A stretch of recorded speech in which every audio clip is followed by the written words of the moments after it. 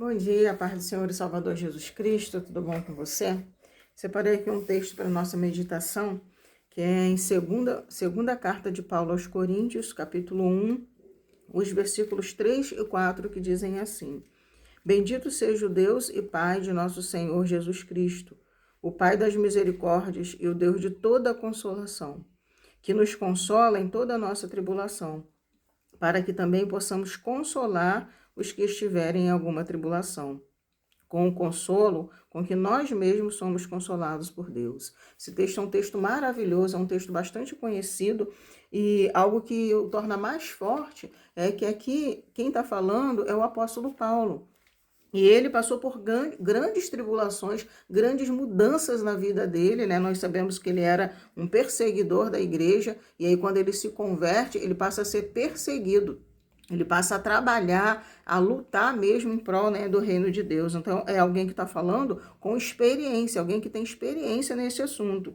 E, inclusive, você lendo o restante, né, aqui da carta, no seu capítulo 1, aqui vem falando das tribulações que ele passou. Ele fala de tribulações que ele passou na Ásia, vários tipos, né, aqui de problemas, de aflição. Ele fala que ele já passou fome, então ele sabe o que é realmente uma tribulação de vários, né, tipos, recebeu livramentos de morte, pessoas próximas a ele o traíram e etc. de coisa. E aqui ele está falando, olha, mas Deus, ele nos consola. E esse consolo que nós recebemos de Deus, ele é tão forte, ele é tão eficiente, que nós até mesmo podemos consolar as outras pessoas que estão passando pela mesma sorte de problemas que nós passamos.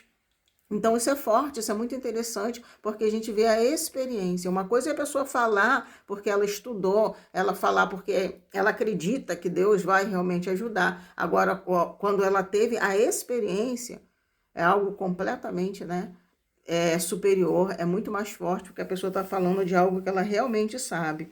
E Paulo, ele continua dizendo assim, ó, porque como as aflições de Cristo são abundantes em nós, assim também é abundante a nossa consolação por meio de Cristo.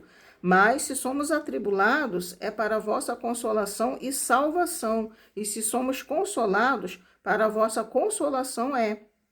Salvação se opera suportando com paciência as mesmas aflições que nós também padecemos.